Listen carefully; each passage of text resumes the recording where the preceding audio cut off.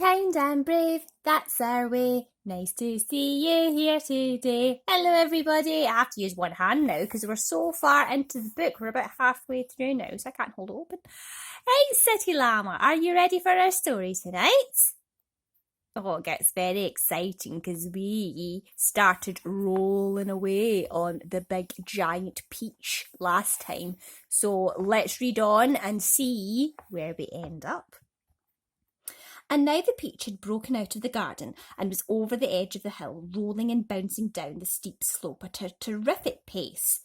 Faster and faster and faster it went, and the crowds of people who were climbing up the hill suddenly caught sight of this terrible monster plunging down upon them, and they screamed and scattered right left as it went hurtling by. At the bottom of the hill, it charged across the road, knocking over a telegraph pole and flattening two parked cars as it went by. Then it rushed madly across about 20 fields, breaking down all the fences and hedges in its path. It went right through the middle of a herd of fine Jersey cows, and then through a flock of sheep, and then through a paddock full of horses, and then through a yard full of pigs, and soon the whole countryside was a seething mass of panic-stricken animals stampeding in all directions. The peach was still going at a tremendous speed, with no sign of slowing down, and about a mile farther on it came to a village. Down the main street of the village it rolled, with people leaping frantically out of its path right and left, and at the end of the street it went crashing right through the wall of an enormous building and out the other side, leaving two gaping round holes in the brickwork. This building happened to be a famous factory where they made chocolate, and almost at once a great river of warm melted chocolate came pouring out of the holes in the factory wall. A minute later, this brown sticky mess was flowing through every street in the village, oozing under the doors of houses and into people's shops and gardens. Children were wading in it up to their knees, and some were even trying to swim in it, and all of them were sucking it into their mouths in a great greedy gulps and shrieking with joy. But the peach rushed on across the countryside, on and on and on, leaving a trail of destruction in its wake. Cowsheds, stables, pigsties, barns, bungalows, hayricks, anything that got in its way went toppling over like a ninepin. An old man sitting quietly beside a stream had his fishing rod whisked out of his hands as it went dashing by, and a woman called Daisy Entwistle was standing so close to it as it passed that she had the skin taken off the tip of her long nose. Would it ever stop? Why should it? A round object will always keep on rolling as long as it is on a downhill slope, and in this case the land sloped downhill all the way until it reached the ocean, the same ocean that James had begged his aunts to be allowed to visit the day before. Well, perhaps he was going to visit it now. The peach was rushing closer and closer to it every second, and closer also to the towering white cliffs that came first. These cliffs are the most famous in the whole of England, and they are hundreds of feet high. Below them, the sea is deep and cold and hungry.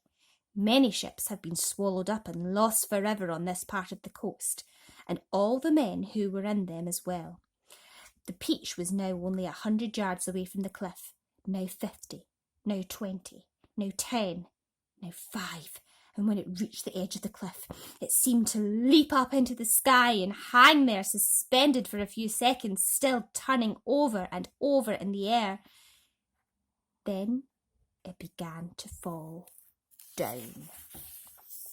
Down, down, down. Smack! It hit the water with a colossal splash and sank like a stone. But a few seconds later, up it came, and this time up it stayed, floating serenely upon the surface of the water. Chapter 17. At this moment, the scene inside the peach itself was one of indescribable chaos. James Henry Trotter was lying bruised and battered on the floor of the room amongst a tangled mass of centipede and earthworm and spider and ladybird and glowworm and old green grasshopper. In the whole history of the world, no travellers had ever had a more terrible journey than these unfortunate creatures. It had started out well, with much laughing and shouting, and for the first few seconds, as the peach had begun to roll slowly forward, nobody had minded being tumbled about a little bit. And when it went bump And the centipede had shouted, "That was Aunt Sponge!" And then bump again, and "That was Aunt Spiker!" There had been a tremendous burst of cheering all round. But as soon as the peach rolled out of the garden and began to go down the steep hill, rushing and plunging and bounding madly downward, then the whole thing became a nightmare. James found himself being flung up against the ceiling, then back on the floor, then sideways against the wall, then up to the ceiling again, and up and down and back and forth and round, and at the same time all the other creatures were flying through the air in every direction, and so were the chairs and the sofa, not to mention the 42 boots belonging to the centipede. Everything and all of them were being rattled around like peas inside an enormous rattle that was being rattled by a mad giant who refused to stop. To make it worse, something went wrong with the glowworm's lighting system, and the room was in pitchy darkness. There were screams and yells and curses and cries of pain, and everything kept going round and round, and once James made a frantic grab at some thick bars sticking out from the wall, only to find that they were a couple of the centipede's legs. "Let go, you idiot!" shouted the centipede, kicking himself free, and James was promptly flung across the room into the old green grasshopper's horny lap. Twice he got up, tangled in Miss Spider's legs, a horrid business, and towards the end, the poor earthworm, who was cracking himself like a whip every time he flew through the air from one side of the room to the other, coiled himself around James's body in a panic and refused to unwind. Oh, it was a frantic and terrible trip. But it was all over now, and the room was suddenly very still and quiet. Everybody was beginning slowly and painfully to disentangle themselves from everybody else. "Let's have some light!" shouted the centipede. "Oh, yes," they cried. "Yes, light, give some light." I'm trying," answered the poor glowworm. "I'm doing my best. Please be patient." They all waited in silence. Then a faint, greenish light began to glimmer out of the glowworm's tail, and this gradually became stronger and stronger until it was anyway enough to see by. "Some great journey," the centipede said, limping across the room. "I shall never be the same again," murmured the earthworm. "Nor I," the ladybird said. "It's taken years off my life." "But, my dear friends," cried the old green grasshopper, trying to be cheerful, "we are there." "Where?" they asked. Where is there?" "I don't know," the old green grasshopper said, "but I'll bet it's somewhere good." "We're probably at the bottom of a coal mine," the earthworm said gloomily. "We certainly went down and down and down very suddenly at the last moment. I felt it in my stomach. I still feel it." "But perhaps we are in the middle of a beautiful country full of songs and music," the old green grasshopper said. "Or near the seashore," said James eagerly, "with lots of other children down on the sand for me to play with." "Pardon me," murmured the ladybird, turning a trifle pale, "but am I wrong in thinking that we seem to be bobbing up and down?" "Bobbing up and down?" they cried. "What on earth do you mean?" "You're still giddy from the journey," the old green grasshopper told her. "You'll get over it in a minute. Is everybody ready to go upstairs now and take a look around?" "Yes, yes," they chorused. "Come on, let's go." "I refuse to show myself out of doors in bare feet," the centipede said. "I have to get my boots on again first." "Oh, for heaven's sake, let's not go through all that nonsense again," the earthworm said. "Let's all lend the centipede a hand and get it over with," the ladybird said. "Come on, chop chop." So they did. All except the spider, who set about weaving a long rope ladder that would reach from the floor up to the hole in the ceiling. The old green grasshopper had wisely said that they must not risk going out of the side entrance when they didn't know where they were, but must first of all go up to the top of the peach and have a look round. So, half an hour later, when the rope ladder had been finished and hung, and the 42nd boot had been laced neatly onto the centipede's 42nd foot, they were all ready to go out, amidst mounting excitement and shouts of, "Here we go, boys, the promised land!" "I can't wait to see it." The whole company climbed up to the ladder one by one and disappeared into a dark, soggy tunnel in the ceiling that went steeply almost vertically, upwards. Chapter 18. A minute later, they were out in the open, standing on the very top of the peach near the stem, blinking their eyes in the strong sunlight and peering nervously around. What happened? Where are we? But this is impossible! Unbelievable! Terrible! I told you we were bobbing up and down, the ladybird said. We're in the middle of the sea, cried James. And indeed they were. A strong current and a high wind had carried the peach so quickly away from the shore that already the land was out of sight. All around them lay the vast black ocean, deep and hungry. Little waves were bibbling against the sides of the peach. But how did it happen? They cried. Where are the fields? Where are the woods? Where is England? Nobody, not even James, could understand how in a world a thing like this could have come about. Ladies and gentlemen, the old green grasshopper said, trying very hard to keep the fear and disappointment out of his voice. I am afraid that we find ourselves in a rather awkward situation. Awkward? Cried the earthworm. My dear old grasshopper, we are finished.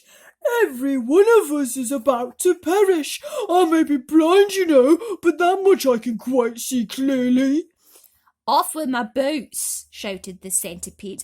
I cannot swim with my boots on. I can't swim at all, cried the ladybird. Nor can I, wailed the glowworm. Nor can I, said the Miss Spider.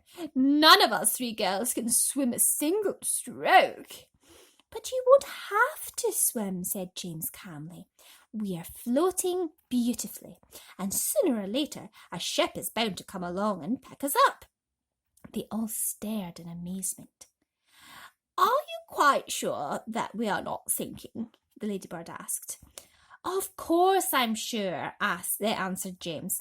Go and look for yourself. They all ran over to the side of the peach and peered down at the water below. The boy is quite right, the old green grasshopper said. We are floating beautifully. Now, we must all sit down and keep perfectly calm. Everything will be all right in the end. What absolute nonsense, cried the earthworm. Nothing is ever all right in the end, and well you know it. Poor earthworm, the ladybird said, whispering in James's ear. He loves to make everything into a disaster. He hates to be happy. He's only happy when he is gloomy. Now, isn't that odd?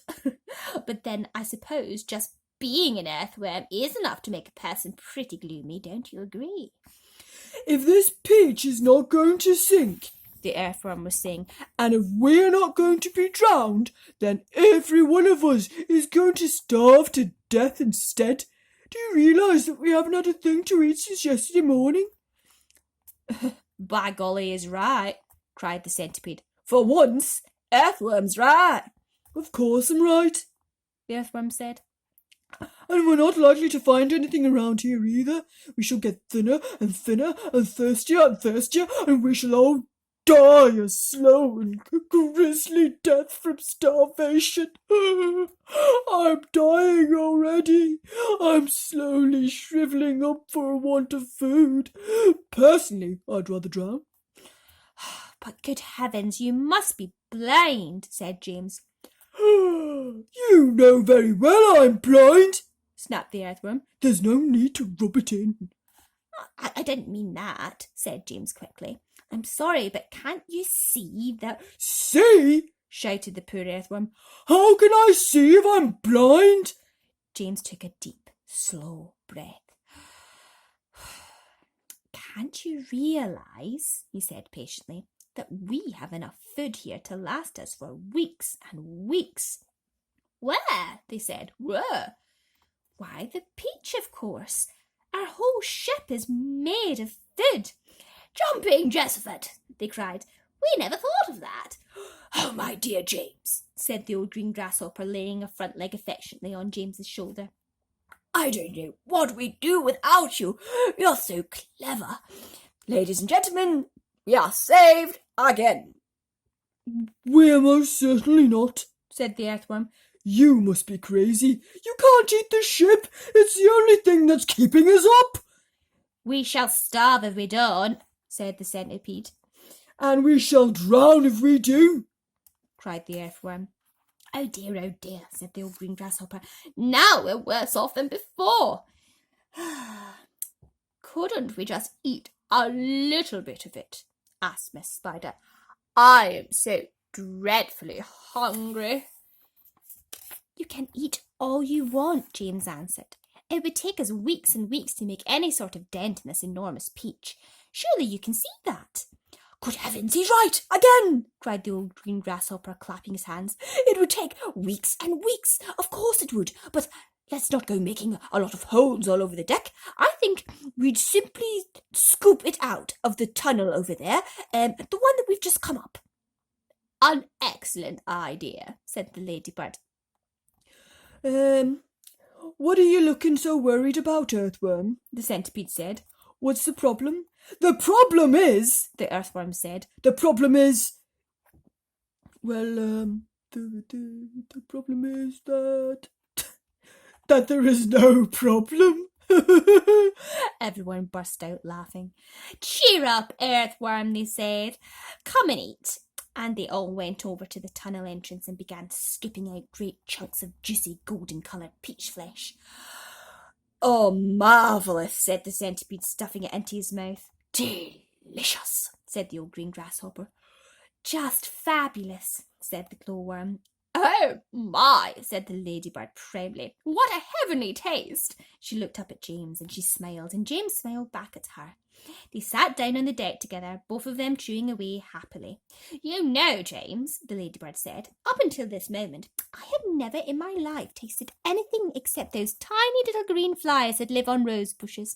They have a perfectly delightful flavour, but this peach is even better. Isn't it glorious? Miss Spider said, coming over to join them. Personally, I had always thought that a big, juicy, cotton-web bluebottle was the finest dinner in the world until I tasted this. What a flavour, the centipede cried. It's terrific. There's nothing like it. There never has been, and I should know because I personally have tasted all the finest foods in the world. Whereupon the centipede, with his mouth full of peach and with juice running down all over his chin, suddenly burst into song. I've eaten many strange and scrumptious dishes in my time, like jellied nuts and dandyprats and earwigs cooked in slime, and mice with rice. They're very nice when roasted in their prime, but don't forget to sprinkle them with just a pinch of grime. I've eaten fresh mud burgers by the greatest cooks there are, and scrambled dregs and stinkbug eggs and hornet stewed in tar, and pails of snails and lizards' tails and beetles by the jar. A beetle is improved by just a splash of vinegar. I often eat boiled slobbages. They're grand when served beside minced doddlebugs and curried slugs. And have you ever tried mosquitoes, toes and wompish roes, most deliciously fried? The only trouble is they disagree with my inside. I'm mad for crispy wasp stings on a piece of buttered toast, and pickled spines of porcupines, and then a glorious roast of dragon flesh, well hung, not fresh. It costs £1 at most, and comes to you in barrels if you order it by post. I crave the tasty tentacles of octopi for tea. I like hot dogs, I love hot frogs, and surely you'll agree, a plate of soil with Injun's oil, a super recipe. I hardly need to mention that it's practically free. For dinner on my birthday, shall I tell you what I chose? Hot noodles made from poodles on a slice of garden hose, and a rather smelly jelly made of armadillo's toes. The jelly is delicious, but you'll have to hold your nose. Now comes, the centipede declared, the burden of my speech. These foods are rare beyond compare, some are rare out of reach. But there's no doubt I'd go without 1,000,000 plates of each for one small mite, one tiny bite of this fantastic peach. Everybody was feeling happy now. The sun was shining brightly out of the soft blue sky, and the day was calm. The giant peach, with the sunlight glinting on its side, was like a massive golden ball sailing upon a silver sea. Ooh, so they're away for an adventure in the sea. They made it there, didn't they, City Llama? Can't wait to see what happens next. Right, everybody, I hope you have lovely, sweet dreams. So until next time, kind and brave, that's our way. See you all another day. Good night, everybody.